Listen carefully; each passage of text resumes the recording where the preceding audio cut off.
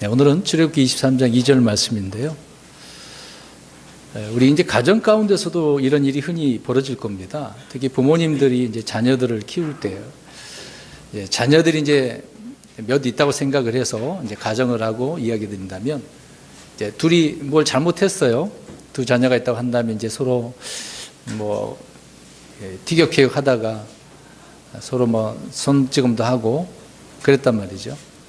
근데 이제 그것을 한 아이가 부모에게 알릴 때 그것을 듣고 바로 그래? 제가 그랬단 말이야? 다른 아이를 그냥 호되게 혼내버리면 그 혼난 아이는 상처받겠죠? 자기 또 주장이 있을 거니까. 제가 무슨 말씀을 하려고 하냐면 우리가 집에서도 이제 부모님들이 다스릴 거 아닙니까? 그러면 다 들어봐야죠. 혼자 싸운 건 아닐 거 아니에요. 문제가 있었으니까 자녀들의 그 말하는 것들을 다 들어보고 판단을 하는 게 중요한 거다라는 생각이 듭니다. 이제 이런 것을 보면 하나님께서 이미 이스라엘 백성들을 향하여서 이런 말씀들을 오늘 주고 있지 않습니까? 어떤 공의를 우리가 가지고 있어야 되는가. 근데 이제 옳고 그름을 바르게 나눠서 바른 것을 선택하고 공명정대하게 판단을 내려야 되는 거죠. 근데 재판하는 데 있어서 아니면 내가 증인이 되는 경우라든지 그런 경우에 우리가 이제 말을 굽게 하는 경우가 있단 말입니다. 올바른 말을 해야 되는데 이제 다른 말을, 틀어지는 말을 한다는 거죠. 대부분 그런 말들을 하는 것은 돈을 받았거나 아니면 자기가 아는 사람이거나, 그러니까 오늘날 이제 경찰이나 검사나 법에 대한 부분이 바로 그런 것 아니겠습니까? 대법관도 이제 그런 문제잖아요. 자기가 누구의 밑에 있느냐에 따라서, 또 군대에서도 마찬가지죠. 이 세상의 모든 구조가 그렇습니다. 그 사람이 무슨 말을 하면 그 관계 때문에 우리가 바른 말을 하지 못하는 경우가 많이 있습니다. 오늘 하나님께서는 모세를 통하여 이스라엘 백성들에게 군중을 따라서 악을 행하지 말라라고 이야기합니다. 그러면 군중이 많아요. 군중이 다 그렇다고 한다면 그렇게 해야 되느냐라고 할 때 우리는 어떻게 해야 되겠습니까? 군중 심리에 따라서 그래? 그렇다고 따라가는 경우가 많잖아요. 흔히 우리가 횡단보도를 건널 때 그러잖아요. 기다리고 있으시는데 분명히 내가 기다리고 있는데 갑자기 옆에 사람이 무시하고 가버린단 말입니다. 그럴 때 어떻습니까? 그냥 가잖아요. 그게 이제 군중 심리라고 하는 거잖아요. 세상의 삶도 그렇고 믿음의 삶도 그렇습니다. 정확하게 이제 성경을 통해서 우리가 기준을 세우지 않는다면 누군가 그렇더라. 숫자가 많으니까 다 그게 답인 줄 알고 옳은 것인 줄 알고 그렇게 간다는 거죠. 그렇게 하다 보면 오늘 무슨 일을 행한다라고 합니까? 악을 행한다라고 이야기합니다. 우리는 선을 행해야 되는데 악을 행하는 경우가 많다는 거죠. 그리고 또 소송에서 재판을 굳게 하려고 다수를 따라서 이제 기우는 말을 한다는 거죠. 거부한다는 말입니다. 올바른 말을 해서 정확한 재판이 이루어지도록 해야 되는데 그렇게 안 한다는 거죠. 내가 어떤 증인이 되었다라고 한다면 사실대로만 이야기해야 되잖아요. 또 그럴 것이다라고 할 수도 없고, 재판장에 가면 추측적인 말을 할 수 없잖아요. 예, 아니오가 정확해야 되는 거 아니겠습니까? 이런 면에서도 우리 예수님께서는 예, 아니오를 분명히 하라고 말씀을 하고 있습니다. 우리 그리스도인들은 분명하게 이 세상에 대해서도 정확하게 진리에 대해서도 예, 아니오가 확실해야 됩니다. 그냥 대충 얼버무리고 넘어갈 사안이 아니라는 거죠. 정확하게 예, 아니오가 돼야 됩니다. 흑백 논리를 가지자는 의미는 아니고요. 성경의 기준에 따라서 우리는 진리를 정확하게 판단을 하고 예, 아니오가 돼야 된다. 근데 문제는 다수를 따라서라고 이제 표현하고 있습니다. 다수를 따라서. 그러면 보세요. 이제 10사람이 있는데 우리 이제 정탐꾼을 생각해 보세요. 40일 동안 12명의 그 대표한 사람들이 정탐을 갔지 않습니까? 근데 10사람은 지금 무슨 소리냐? 이거 가나안 땅 들어가면 안 돼. 그렇단 말이에요. 근데 갈렙과 여호수아는 어떻습니까? 하나님이 약속하신 땅이 때문에 가야 된다. 저들이 아무리 날고 기어도 덩치가 크고 거의 그 상관없어. 근데 10대 2란 말이죠. 그럴 때 백성들은 누구의 말을 듣습니까? 그렇죠. 10사람의 말을 듣고 이제 그때 이제 그 문제로 40년 동안 광야 생활을 하게 되는 부분이 있지 않습니까? 그 다수를 따라서 사람들이 거기에 치우치게 되어지면 이런 현상이 벌어진다 이야기입니다. 저는 오늘 정치 이야기하려고 하는 게 아니거든요. 우리 그리스도인들은 정말 다수냐 소수냐, 뭐 다수든 소수든 상관이 없습니다. 근데 문제는 다수의 뭐 답이 있다고 한다면 그걸 선택해야 되겠죠. 소수가 주장하는 것이 답이라고 한다면 그걸 우리가 따라야 되는 것은 당연할 것입니다. 그래서 다수가 정답이 아니다라고, 물론 소수도 이제 정답이 아닐 수도 있겠죠. 제목을 그렇게 삼았는데요. 이런 문제에 있어서 우리는 어떠한 사람이 돼야 될까 이제 생각을 해보자고 하는 것입니다. 지금 하나님의 말씀에 이런 기준이 있고 세상의 기준도 있는데 우리는 대한민국 사람이에요. 대한민국의 시민으로서 이렇게 살아가고 있습니다. 그럼 저야 여러분들이 한편으로는 그리스도인이고 한편으로는 세상 사람으로서 한국 사람이란 말이죠. 그럼 이럴 때 우리는 어떠한 사람으로 살아가야 되는가? 이제 그게 중요하다라고 하는 부분입니다. 베드로후서 3장 11절에 그런 적 이 모든 것이 해체될진데 너희가 어떤 사람이 되어야 마땅하겠느냐. 베드로 사도는 앞으로의 이 세상이 다 불에 불타고 다 소멸되고 없어진다는 이야기를 하고 있습니다. 이제 이런 것을 이야기하면서 앞으로 이런 결과가 있을 터인데 너희가 지금 어떠한 사람이 되어야 되느냐, 이제 그걸 강조하고 있는 거죠. 이것을 우리가 베드로가 말한 이 말씀을 따라서 오늘 제가 처음에 말씀드린 것처럼 우리는 어떠한 사람이 되어야 되는가. 과거에 이제 저도 장로교 목사였는데요. 장로교에 가보면 이제 특히 칼빈주의 교리를 많이 가르칩니다. 저 역시도 이제 그렇게 배워서 한동안 많이 헤맨 부분도 있는데요. 특히 예정론에 대해서도 많이 혼란스러웠습니다. 이게 뭐 운명론이냐 뭐냐. 앞뒤가 안 맞지만 그런 이야기들을 좀 많이 교리를 가르치고 있습니다. 절대 주권, 뭐 하나님의 섭리가 뭐냐, 이렇게 가르치는 부분이 있는데 이런 교리에 빠진 크리스천들은 하나님께서 행하신 일들이 이 전적인 주권이 아니라 우리 자신의 이제 마음 상태, 행위, 우리의 어떠함에 따라서 이루어진다는 사실을 우리는 알아야 되는데 이제 그걸 그렇게 배우지 않았기 때문에 하나님께서 이미 정해놨어. 그렇기 때문에 이게 운명적인 것이고 예정되어 있기 때문에 그렇게 돼야 돼라고 하는 이제 생각을 하게 되어지는 거죠. 그러다 보면 해야 될 일도 안 하게 되어지는 경우가 있다는 겁니다. 장로교 교리를 비판하려고 그런 건 아닌데 생각해 보십시오. 이미 구원받기로 정해져 있다고 한다면 전도할 필요가 있습니까 없습니까? 이시현이 어떻습니까? 이미 정해졌다는데요.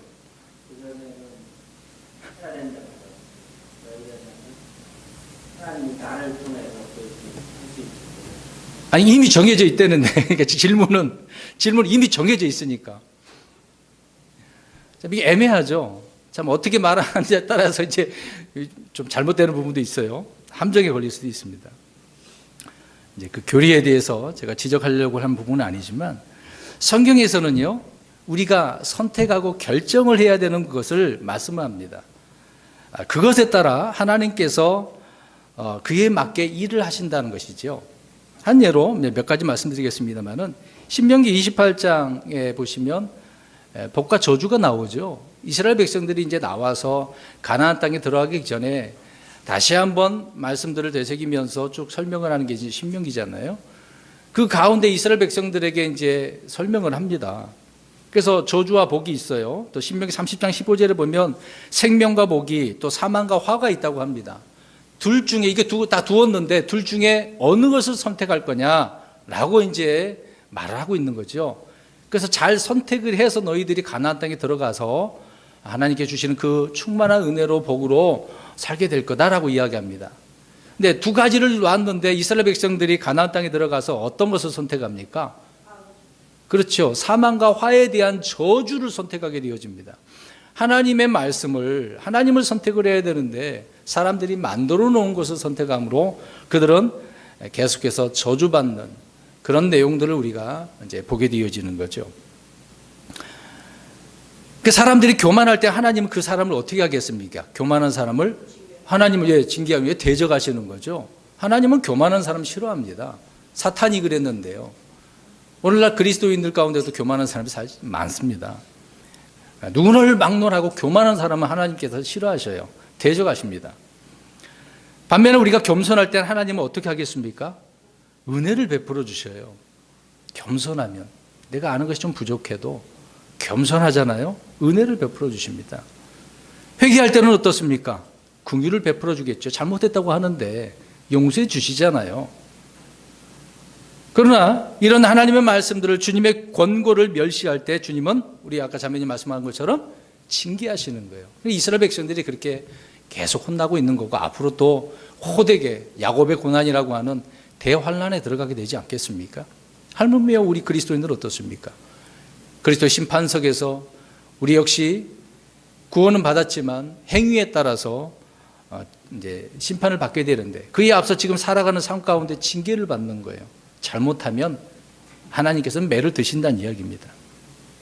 자, 이렇게 우리가 우리의 어떠함에 따라서 그에 맞게 하나님께서는 행하시는 예가 이렇게 있다라고 말씀을 하고 있는 겁니다.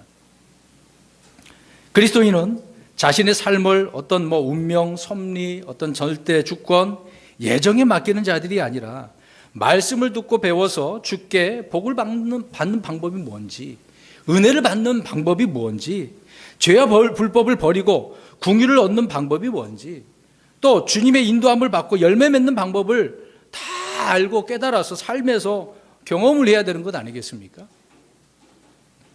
그래서 주님께서 원하시는 것, 주님께서 기뻐하시는 것, 주님께서 가증히 여기시는 이런 것 등에 우리가 배워서 알 수 있고, 또 자신의 의지로 우리가 순종을 해야 된다는 겁니다. 내 안에서 성령이 뜨겁게 역사할 때까지 기다린다라고 한다면 평생 어떨까요? 안 될 수도 있어요. 그래서 오늘 베드로 사도는 어떤 사람이 되어야 되는가, 자신이 어떤 사람이 돼야 되는지 깊이 생각해야 된다고 말씀을 하고 있는 겁니다. 그러니까 우리의 그 어떠함이 또 마음과 또 생각하고 행하는 것들이 우리 자신의 삶과 인생을 결정하는 아주 중요한 요소를 차지하고 있다. 이런 말씀에 우리는 주의 말씀을 기억을 해야 되는 것이죠. 그래서 주님께서는 우리의 그 어떠함에 따라 보응하시고 갚으시고 대하시는 하나님이다라고 성경은 말씀을 하고 있는 것입니다. 예, 어떤 그리스도인들은 자기는 이제 어떤 영적인 그런 부분에 이제 빠져서 아무것도 일도 안 하는 거예요. 그냥 집에만 있는 겁니다. 아무 일도 해서는 안 된다라고 생각을 하는 것이죠. 그것이 믿음이고, 그것이 성령님께서 이제 성령님께 자기 자신을 이제 맡기는 삶이라고 이제 이야기하는 사람이 많습니다. 그러니까 무엇이든지 안 하려고 하는 거죠. 주님께서 명령하신 일들이 한두 가지겠습니까? 그냥 집에서 가만히 집안일만 하라고 하는 건 아니잖아요. 근데 가정주부가 집안에서만 있는 건 아니지 않습니까? 시간의 여유도 있을 것이고요. 근데 집안에서 계속해서 인터넷만 보고 자기가 듣고 싶은 것만 듣는 거잖아요. 자세하게 일일이 다 공부하는 건 아닐 거 아닙니까? 어찌 보면 이런 것들이 한심한 부분이라는 것을 생각해 볼 수가 있는데, 우리는 선을 행하고 의를 행해야 된다라는 것입니다. 생각에만 사로잡혀서는 안 되는 거죠. 우리는 주를 따르며 주께서 하라고 하신 일들을 그래서 해야 되는 것이죠. 우리가 가만히 앉아서 주께서 이끄시는 대로 이끌림을 받기를 기다렸다가는 평생 아무 일도 하지 못한 채 게으른 종이 된다는 겁니다. 게으른 종. 그래서 적극적으로 주의 뜻을 찾아서 행하는 성도가 되어야 된다는 거죠. 이것이 선한 일인지 옳은 일인지 그것을 행해야 되는 겁니다. 만약에 악한 일이고 이것이 불의한 일이라고 한다면 그만둬야죠. 오늘 이제 본문에도 기우는 말을 하는 거잖아요. 이런 거는 당장 그만둬야 되는 거 아니겠습니까? 우리 각자가 성경과 선한 양심을 따라서 판단을 하고 올바른 길을 선택해야 하는 것입니다. 아무튼 성경에서는 우리가 행한 대로 하나님께서는 갚아주신다는 거예요. 구약이 그렇다라고 한다면 신약은 어떻겠습니까? 신약에 와서 그럼 다르게 하나님께서 해석하실 것 같아요? 아닙니다. 달라질 것은 없어요. 마찬가지입니다. 우리는 어떠함에 하나님의 어떠하심에 따라 걷고 행하며 살고, 하나님은 우리의 어떠하심에 따라 행하신다고 말씀을 하고 있습니다. 두 구절을 한번 볼까요? 로마서 8장 5절 6절을 보겠습니다.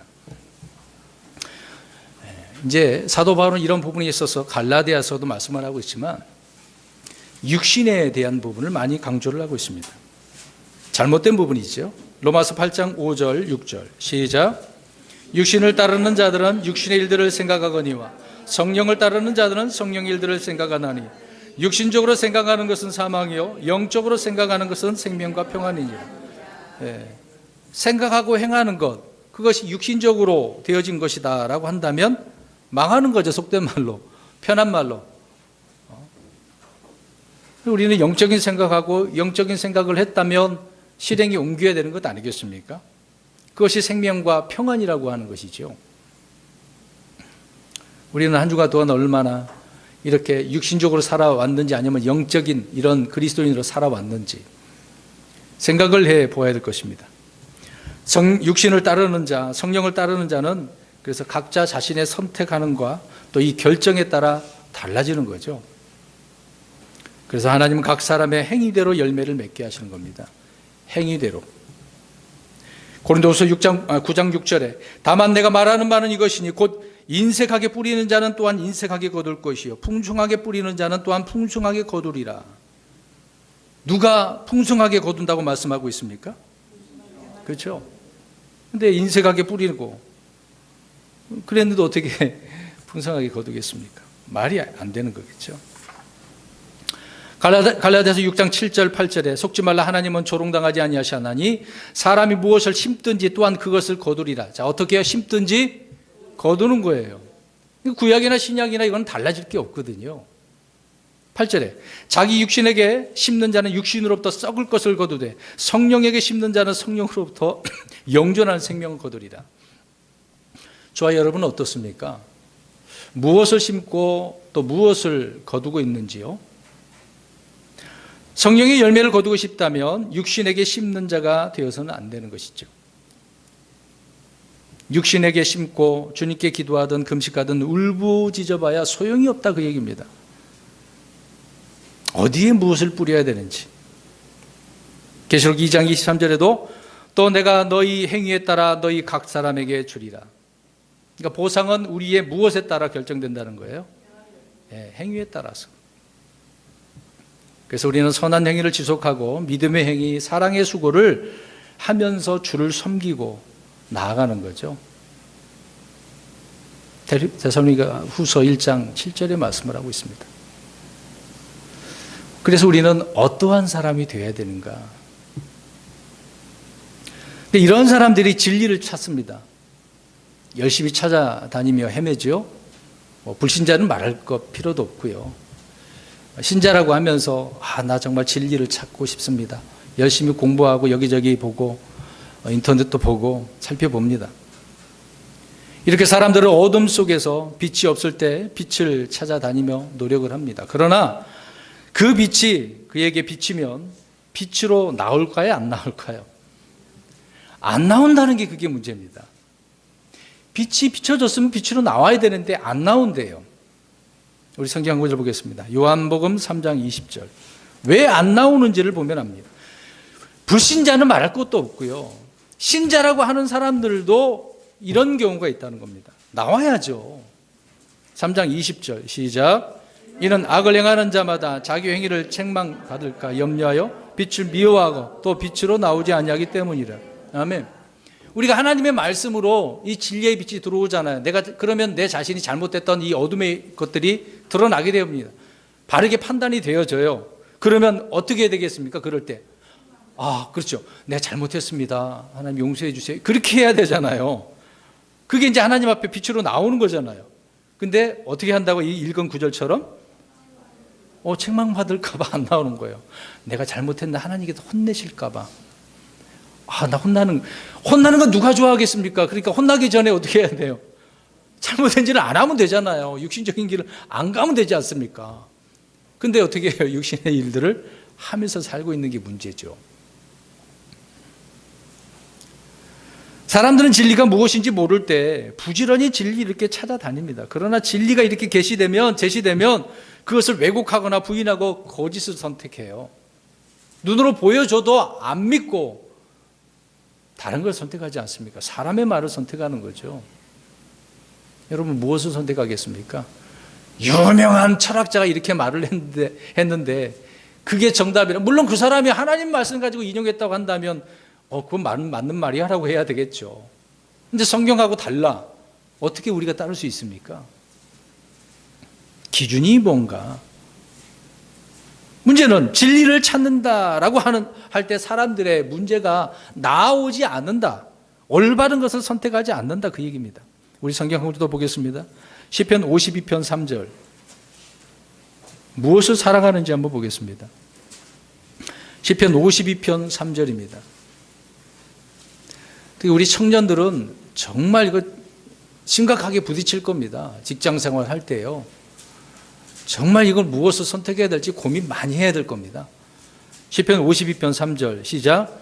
내가 선보다 악을 더 사랑하며 의를 말하기보다 거짓말하기를 더욱 사랑하는도다. 셀라. 아멘. 선보다 무엇을 더 사랑해요? 악을. 의를 말하기보다 거짓말을. 올바른 말을 해야 되죠. 오늘 본문에도 분명히 다수를 따라서 기우는 말을 하지 말라고 그랬습니다. 옳은 말을 해야죠. 의의 말을. 또 거짓말을 한다고요. 그러니까 우리나라 이 사회 문제가 그러지 않습니까? 특히 이 사회 문제는 흩어져 있는 개개인보다도 공인들의 입장에서 다 그걸 화살이 날아가죠. 그걸 또 이용하기도 합니다. 아무튼 자기 머리로 이해가 안 되면 사람들은 무엇을 선택한다고요? 악을, 거짓을, 어둠을 선택하는 겁니다. 여러분, 내가 뭐 머리로 믿고 안 믿고 이해가 되고 안 되고 무슨 소용이 있겠어요? 말씀이 그렇다 하면 그런 것인데. 그럼 이렇게 얘기하면은 이건 맹종 아닙니까? 아니, 성경이 그렇게 말씀하고 있으니까요. 믿음의 문제죠. 믿음의 문제입니다. 사람의 머리로 성경의 진리는 다 이해가 안 되는 거거든요. 믿음으로 알게 되어지는 겁니다. 믿음으로 깨닫게 되어지는 거죠. 하나님의 말씀을 가지고. 그러니까 우리에게 성령님이 계시는 겁니다. 성령님이 우리 안에 안 들어와 계신다면 깨달을 수가 없는 거예요. 진리의 말씀을 깨닫게 해주시려고 우리가 믿는 순간 성령님이 내 안에 들어오시는 겁니다. 모르니까 알게 해주시려고. 듣는 말씀을 통해서 하나하나 깨닫게 해주시려고. 근데 성령님이 내 안에 들어오긴 들어오셨는데 말씀을 내가 안 보면 읽지 않으면 무슨 소용이 있겠어요? 아무튼 사람들은 진리를 찾는다라고 하면서 나오지 않습니다. 선택하지 않아요. 거짓을 오히려 선택하는 거죠. 그러면 이런 올바른 진리의 지식과 영적인 이런 지식들, 하나님에 관한 이런 지식들, 무엇을 통해 깨달을 수 있다고요? 뭐 갑자기 막 여러 개 나오네요. 믿음을 통해 깨닫는 것입니다. 말씀을 통해 깨닫는 거죠. 고린도전서 8장 1절을 보면 지식은 사람을 우쭐대게 한다고 그랬어요. 그러니까 지식이 많아졌어. 그럼 좋아요. 그러면 좋아요. 성경 열심히 읽어서 많은 지식이 들어갔어요. 근데 그 지식이 어떻게 하고 있는 거라고요? 우쭐대고 있다는 게 이제 문제입니다. 여러분들이 킹제임스 성경을 통해서 교리를 알았어요. 배웠어요.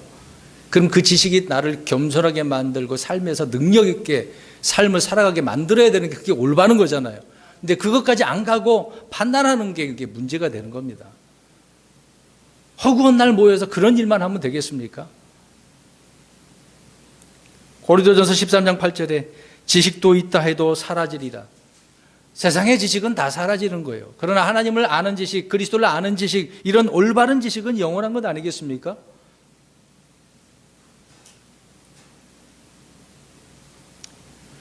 사람을 우쭐대게 하는 지식, 있다 해도 사라지는 이런 지식은 교회와 다른 사람들뿐만 아니라 자신에게도 이제 해롭게 만드는 겁니다. 주님은 결코 사람을 우쭐대게 하는 그런 지식을 추구하라고 하지 않았습니다. 더 겸손히 주님의 뜻대로 살기를 바라기 때문에 이런 올바른 지식을 배우고 자라나라고 말씀을 하고 있는 거죠.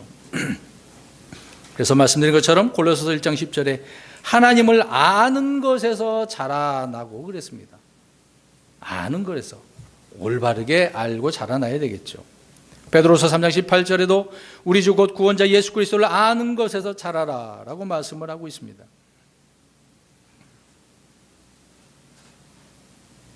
사랑하는 성도 여러분, 하나님의 지식, 우리 예수 그리스도에 관한 이런 지식은 결코 사람을 우쭐되게 하지 않아요. 자기가 이런 지식에 온전히 들어가지 못해서 머리로만 가지고 있기 때문에 문제가 있는 것이죠. 진리에 관한 이런 지식은 세상의 모든 것을 오히려 바울은 어떤 것으로 여겼다고 합니까? 배설물, 똥, 분토. 그러나 우리 하나님의 이 말씀들이 그 지식이 가장 뛰어나고 고상하다고 말씀을 하고 있습니다. 많은 이들이 다양한 방법으로 성경을 공부합니다. 신학교 더 알고 싶어가지고 신학교도 가잖아요. 성경학교, 통신 공부도 하고. 그래서 인터넷 하루 종일 쳐다보는 경우가 많아요. 방송 어떤 설교집이나 주석서를 보고 어떤 집회도 참석하고. 요새는 이제 좀 집회 가는 것보다 인터넷이 다 발달됐기 때문에 그걸 다 들어요. 그래서 성경을 배우고 지식을 쌓아요. 근데 제가 강조하는 부분은 그걸 다 듣고 바르게 판단하고 올바른 지식이 있는 게 아니라 일부만 듣는다고요. 자기가 듣고 싶은 것만. 그게 문제라는 거죠. 그래서 디모데후서 3장 7절, 우리 이 부분을 찾아서 읽어보겠습니다. 디모데후서 3장 7절.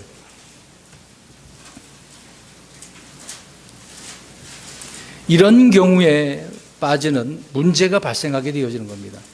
3장 7절 디모데후서 시작. 항상 배우나 결코 진리를 아는 데 이르지 못하느니라. 아멘. 항상 배워요. 어떤 것을 통해서든지. 근데 진리에 이르지 못하는 게 아니라 그렇게 안 했어요. 어떻게 해요? 진리를 아는데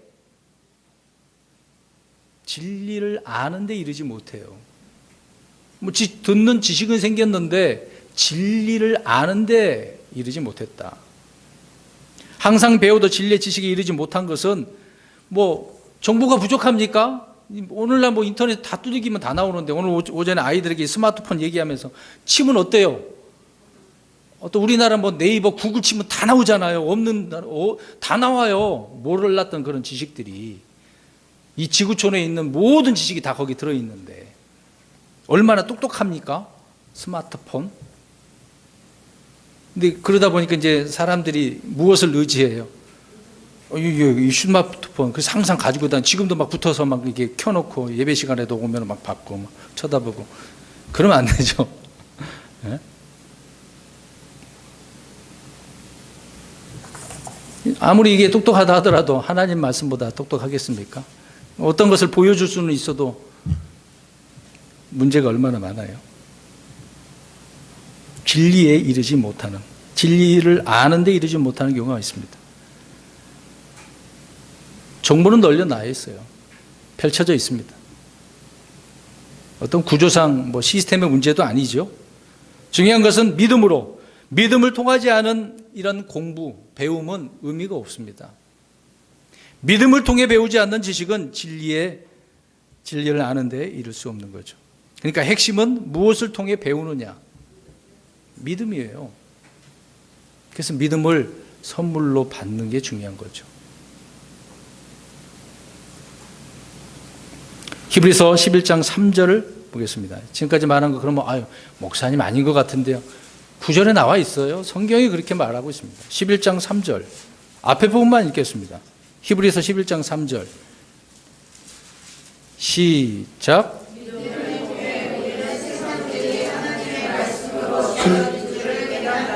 무엇을 통해서 깨닫는 거예요? 믿음을 통해서. 하나님께서 말씀으로 하늘과 땅을 만드신 거 무엇을 통해서 알 수 있다고요? 믿음. 이 믿음이 없으면 이게 안 믿어지는 거 안 되는 거예요. 그러니까 과학적인 것을 가지고 오는 거예요. 오늘 오전에 아이들 과학 이야기 했거든요. 빅뱅 이론이 있어가지고 이렇게 지구가 생기고 사람이 생기고 뭐가 생겼다고. 다 그 말짱 거짓말 아닙니까? 믿음을 통해 아는 거예요. 이 성경 말씀이 어떻게 믿어지냐고요? 뭘 통해서? 예수님이 어떻게 믿어져요? 믿음을 통해서. 성경 지식은 믿음을 통해 배우고 깨달아 얻는 것입니다. 성령님의 조명하심, 또 계시로 말미암아 알게 된 그 지식이 아니라고 한다면 그 사람이 여러 가지로 배운 지식은 우쭐대게 하고 있는 거죠. 근데 그것은 사라지는 거라고 말씀을 하고 있습니다. 오래 못 가요. 금방 잊어버리죠. 지식과 믿음은 분리되지 않습니다. 올바른 지식은 믿음을 통해서 성경의 어떤 작은 진리도 믿지 않고 알 수는 없어요. 성경의 어떠한 조그만 부분까지라도 믿음을 통해서 깨닫게 되어지는 겁니다. 그러니까 믿음을 통해 하나님의 것을 우리 속에 얻는 유일한 방법이 믿음을 통한 것이다. 믿음으로 알고 얻은 지식은 열매를 맺고 권능이 있고 삶의 변화를 일으키지 않겠습니까? 이게 안 믿어지면 삶의 변화가 없는 거예요. 매일매일 힘들어요. 고통스러워요. 고민되고 불안정하고 불안해요. 그렇게 되어지면 우울증에 걸리는 겁니다.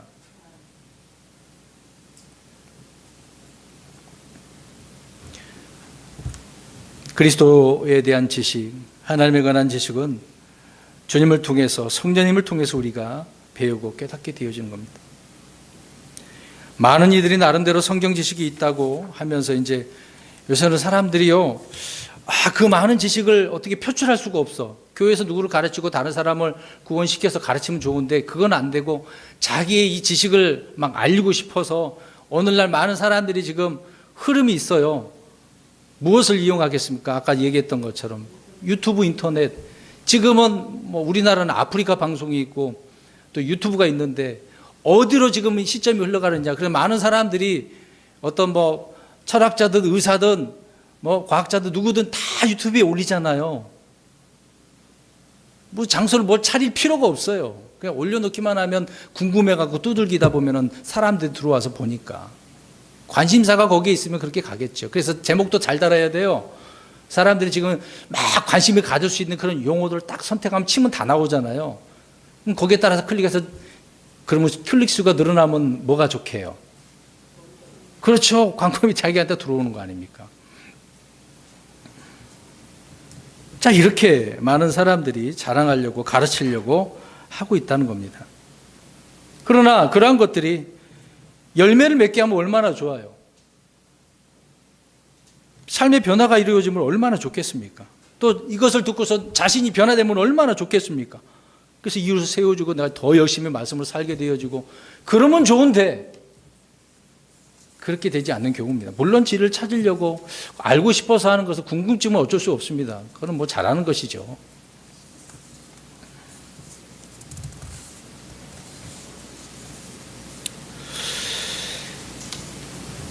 참 우리가 올바른 지식을 통해서 하나님께 영광을 돌려야 되는데 그렇지 못한 부분이 있습니다. 아무튼 이런 사람들을 향해서 우리는 어떻게 대해줘야 되겠어요? 그래도 진리를 찾고 있으니 사랑으로 대해줘야 되는 건 당연하지 않겠습니까? 저와 여러분은 이 사랑을 가지고 있다라고 할 때 이 사랑을 사람들에게 어떻게 해야 되느냐?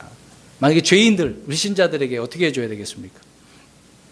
정말 그 사람을 주님의 마음으로 사랑한다라고 한다면 지금 죽어가고 있잖아요. 이제 곧 있으면 심판에 들어가게 되는데 오늘 죽을지 내일 죽을지 사실 모르는데 그럴 때 우리는 진리를 그 사람에게 어떻게 해야 되겠습니까? 알려줘야죠. 이제 알려주면 그 사람들이 좋아해요, 싫어해요? 예, 싫어해요. 싫어하더라도 듣기 싫다 하더라도 오히려 뭐 죽이려고 할 수도 있겠죠. 막 덤비고 올바른 복음의 진리 그리스도를 말해주는 것이 진정한 사랑 아니겠습니까? 그런 자라도 할지라도 우리는 사랑으로 대해줘야 됩니다. 성경 한 구절 보겠습니다. 에베소서 4장 15절. 에베소서 4장 15절입니다.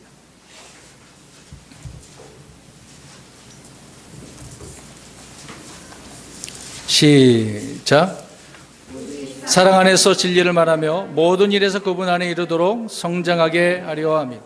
그분은 머리시니 곧 그리스도시니라. 사랑 안에서 무엇을? 진리를 말해줘야 되겠죠. 사랑 안에서. 우리는 그렇게 사랑으로 대해야 된다는 것입니다. 자, 좋습니다. 그러면 불신자든 뭐 믿는 사람들이든 우리가 이렇게 있어요. 근데 사람들은 다수를 따르려고 합니까? 소수를 따르려고 합니까? 다수죠. 이 얘기를 좀 해보려고 합니다. 제가 경험한 거거든요. 제가 장로교 목사였을 때, 장로교면은 노예를 가고 총회를 갑니다. 총회는 이제 총대로 뽑혀야만 갈 수 있는 부분인데요. 주로 이제 장로교는 노회를 합니다. 이제 교회 이후에 뭐 대회 노회 뭐 이런 순서가 또 있어요. 아무튼 노회가 있는데, 노회 가보면 이제 회의를 합니다. 이제 회의를 하는데 이제 헌법이 있어요. 교회 그 노예 총회에 대한 그 헌법 기준을 통해서 또 노예에 대한 그 기준이 있거든요. 그것을 통해서 이제 회의를 하고 이제 옳고 그름을 선택을 하고 뭐 잘잘못을 가르기도 하는 뿐더러 어떤 사무적인 절차를 다 진행을 합니다. 근데 그럴 때 이제 문제가 발생됐어요. 이제 성경과 다르면 하는 말이 있습니다. 누군가 외치는 말이 있어요. 이제 법에 대한 부분이거든요. 잘못된 것을 지금 뭘 회의를 주장하고 가고 있단 말이에요. 그럼 어떤 목사님이 딱 손들어서 법이요 그래요. 근데 이 법은 헌법이 아니라 성경에 대한 법이거든요. 성경이 이렇게 말하고 있는데 잘못됐다라고 한다면 법이요 그래요. 그러면 그 말에 따라야 되거든요. 지금 노예법이 있지만 노예 회의할 때 뭔가 잘못하고 있다고 한다면 성경의 법을 따라서 고쳐야 되잖아요. 근데 어떨 것 같아요, 여러분? 고칠 것 같아요, 안 고칠 것 같아요? 안 고칩니다. 제가 경험한 거거든요. 분명히 잘못됐는데 법이요라고 하는 사람 외치는 사람이 없어요. 말 그렇게 외쳤다가는 어떻게 되는 줄 아십니까?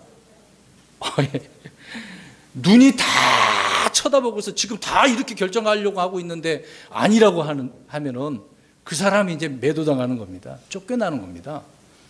거기 붙어 있을 수가 없어요. 근데 그 법이 그들은 헌법, 자기들의 법, 다수결의 법이죠. 말은 법이요. 성경의 법은 이렇게 말을 하면서도 실제적인 것으로는 그렇게 안 한다는 겁니다. 여러분 어떻습니까? 여러분들은 여러 사회 구조에 살고는 있는데 특히 이제 믿음의 공동체에 있다고 생각해 보세요. 어떤 것을 따르겠습니까? 네. 자, 오늘 본문으로 다시 돌아가서 다수를 따라서 기우는 말을 해서는 안 된다. 자, 다수, 소수 좀 이야기 좀 하려고 그래요. 우리는 다 알고 있습니다. 뭐 눈치를 채실 거예요. 예수님께서는 무슨 문으로 들어가라 그랬어요? 근데 넓은 길로 가는 자들은 사람들이 그곳으로 많이 가는 거예요. 넓어서. 얼마나 편해요. 넓은데. 아무나 막 가는 거예요. 와, 좋은 길이다. 사람들이 많이 가니까 가는 거예요. 근데 그 길은 어떤 길이라고 말씀합니까? 그렇죠. 멸망의 길입니다. 근데 좁은 길, 진리의 길이죠. 주님을 따르는 길이죠. 올바른 길이죠. 이런 길들은 막 좁고 협착해. 사람들이 많이 안 가. 때로는 조롱을 하죠.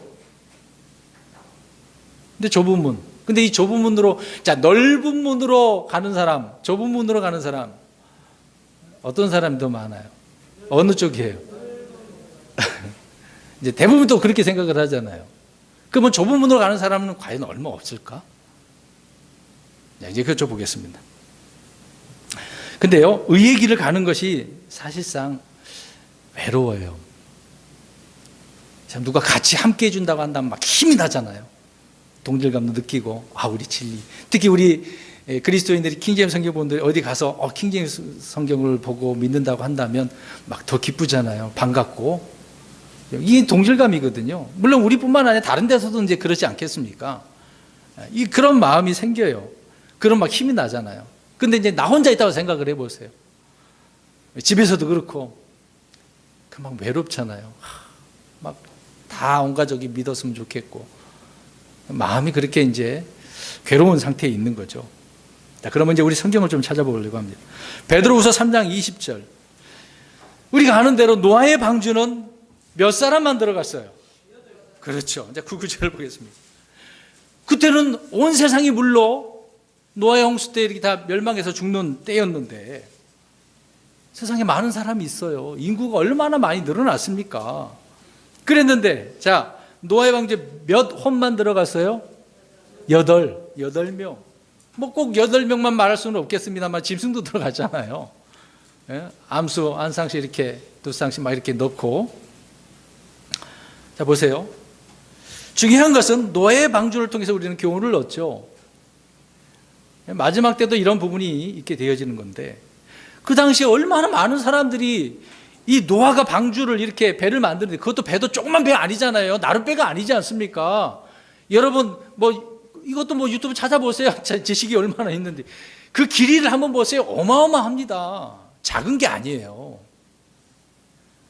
그거를 오랫동안 만드는데 사람들이 지나가면서 보면서 뭐라 그러겠습니까?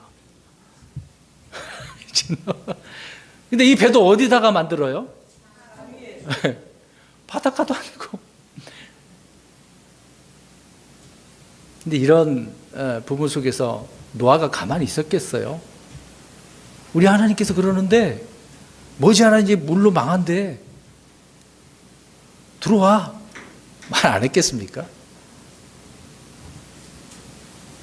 세상이라는 것이 그래요. 아니, 다른 길도 있는데 홍수 비 내려 그럼 우리가 만든 배 타고 가면 되지 그렇게 생각을 하는 거죠. 근데 보세요. 노아만 배가 있었을까? 그럼 다른 배 타면 되잖아. 그 배는 어떻게 됐어요? 그런 내용은 안 나오지만 우리 이런 생각을 안 해봤을 거 아닙니까? 다른 배는 없어 있잖아요. 노아의 방주만 어떻게 살아남지?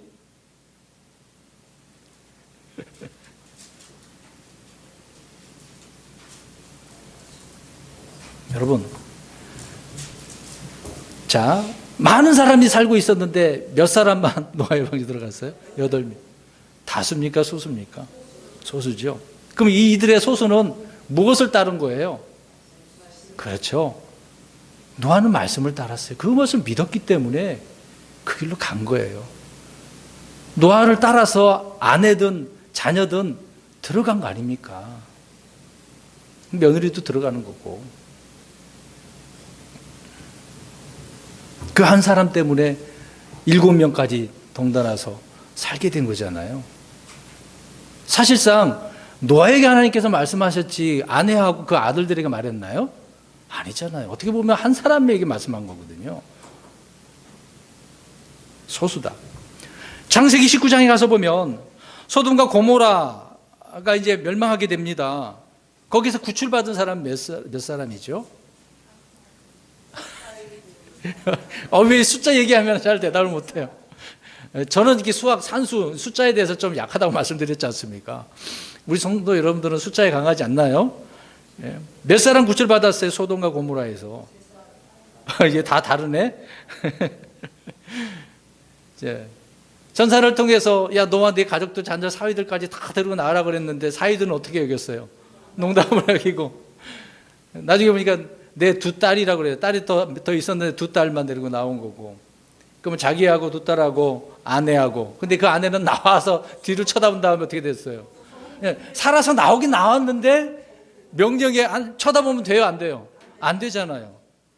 자, 이게 구출 받았고 났는데도 불구하고 이렇게 불순종하니까 또 이런 문제 있네요. 그러니까 순종하려면 그렇죠, 그까지 해야지. 일부분만 그러면 안 돼요. 일부분만. 아무튼 여기서도 네 사람, 세 사람이 전부죠. 그것도 하나님께서는 롯에게 말씀을 해줬기 때문에 그렇습니다. 소수예요. 민수기 26장 65절에 가서 보면은 광야에서 가나안 땅으로 들어갈 때 이집트에서 나온 사람들 중에 몇 사람이 들어갔어요, 살아서. 또 이거 숫자 얘기하니까 얘기하네. 두 사람밖에 없잖아요. 갈렙과 여호수아. 그 외에 다른 사람들은 40년 동안 태어난 2세, 3세대들이잖아요. 이집트에서 나온 사람들 중에 갈렙과 여호수아. 그렇게 성경은 말하고 있습니다. 물론 이제 나이든 장로도 그런 표현도 있는데 하나님께서는 그 두 사람을 지금 이야기하고 있는 거죠. 왜 그들이 그렇게 들어갈 수 있었습니까? 약속을 해주시긴 했는데 뭐 때문이에요? 아니, 앞에서 얘기했잖아요. 정탐할 때 이 두 사람은 하나님의 말씀을 믿었다니까요. 약속의 말씀을 믿은 사람은 그대로 그 약속대로 들어가는 거거든요. 다수는 믿었어요, 안 믿었어요? 안 믿었어요. 형빈아, 안 믿었지. 그렇지? 사무엘상 17장 가서 보겠습니다. 그러면 당시 블레셋과 정쟁이 일어났어요. 사울이 이제 왕 때인데 골리앗이 있네. 골리앗이 엄청 크잖아. 무기도 장난 아니에요. 근데 사람들이 나가기만 하면 다 죽어.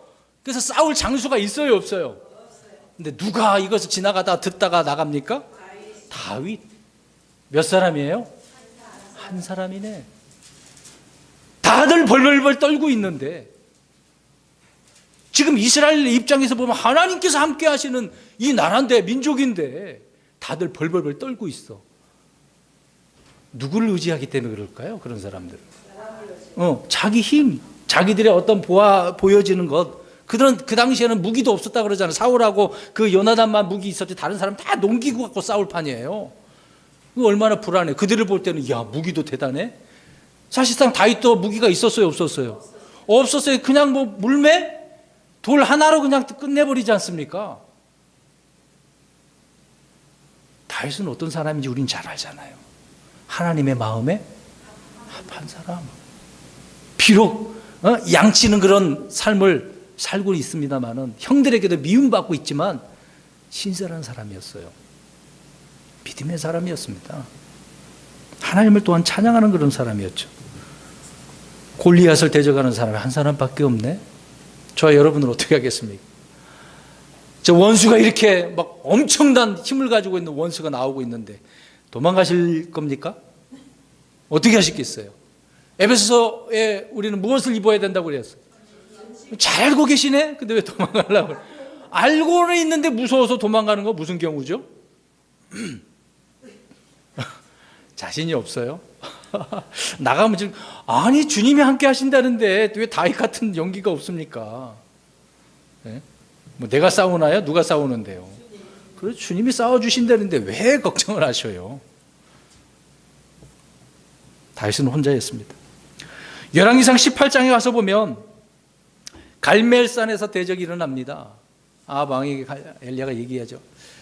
바알 대원자 450명, 작은 숯불 섬기는 400명 데려오세요. 그랬더니 그 뒤에만 나중에 보면은 바알에 대원자 450명 나온 것 같아요. 그다음 나중에 이겨서 그들 다 죽이잖아요. 지금 몇 대 1입니까? 450대 1이에요. 여러분 450대 1로 이길 수 있어요, 없어요? 왜 대답을 못합니까? 맨유한테. 자, 이 대결은 치고받고 싸우는 그런 대결이 아니잖아요. 네, 불로써 응답하는 신이 하나님이다. 근데 그들은 450명이 막 해가 지도록 막 이렇게 춤을 추면서 막 안 되니까 몸에다가 어떻게 해요? 자해를 막 상처를 내고 피를 흘리면서 막 해요. 그래도 불이 붙어요, 안 붙어요? 안 붙어. 근데 엘리야는 어떻습니까? 자기 제단에다가 오히려 물을 붓네? 물하고 불하고는 어때요? 아니 이것도 불을 부어. 그러더니 하나님 앞에 다 요청하니까 하늘에서 뭐가 돼? 불이 다 임해서 응답하잖아요. 여러분 450대 1 어떻게 하시겠습니까? 이런 용기가 있어야죠. 다수입니까? 소수입니까? 네, 그 소수는 진리를 따르고 있다는 거. 하나님을 섬기고 있다는 거. 다니엘서 3장 7절과 12절을 보십시오. 금신상의 경배를 거부한 몇 사람 있어요? 3사람.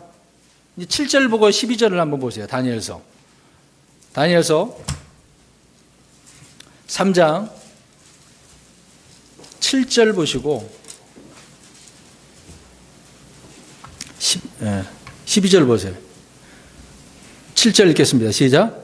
그러므로 그때 곧 모든 백성들이 코넷과 피리와 하프와 트럼본과 비파와 온갖 음악 소리를 들을 때에 모든 백성들과 민족들과 언어들이 엎드려서 느부갓네살 왕이 세운 금 형상의 경배. 지금 사람들이 인원은 어느 정도 돼요? 어마어마해요. 다수죠. 12절 가서 보겠습니다. 시작. 그래서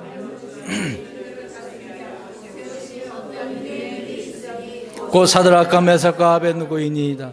오 왕이여, 이 사람들이 왕을 중히 여기지도 아니하였고 왕의 신들을 섬기지 아니하나니 왕께서 세우신 금 형상에게 경배하지 아니하나니.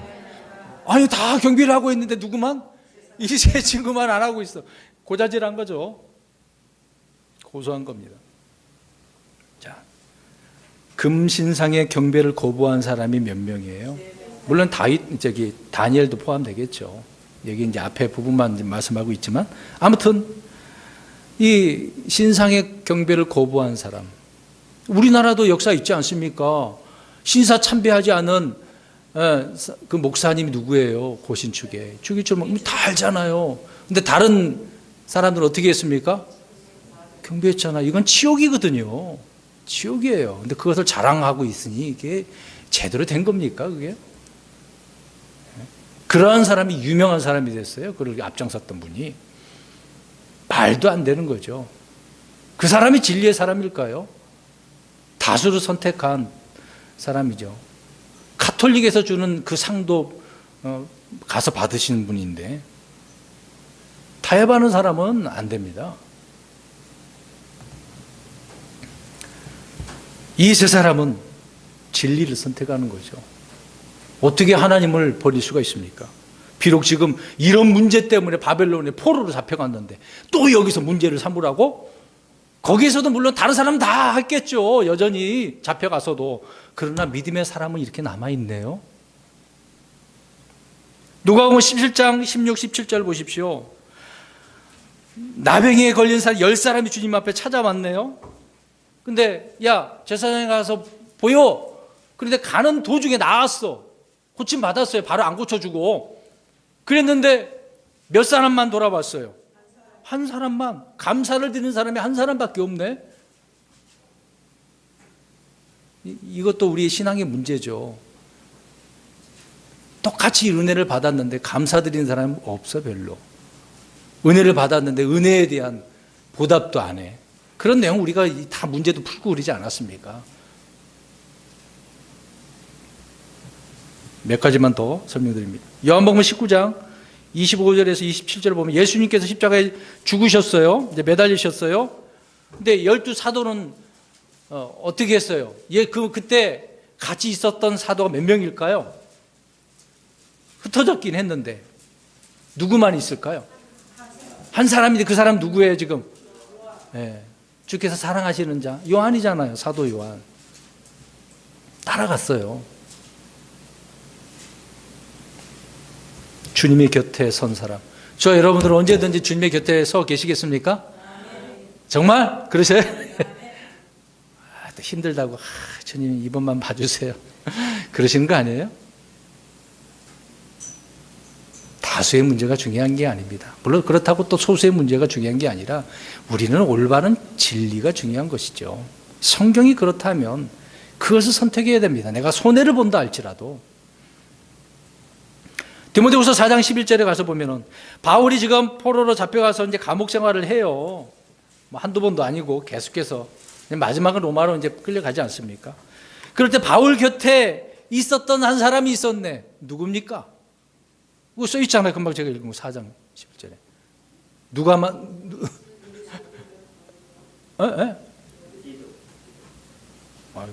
성경을 읽어야 되나요? 디모데후서 4장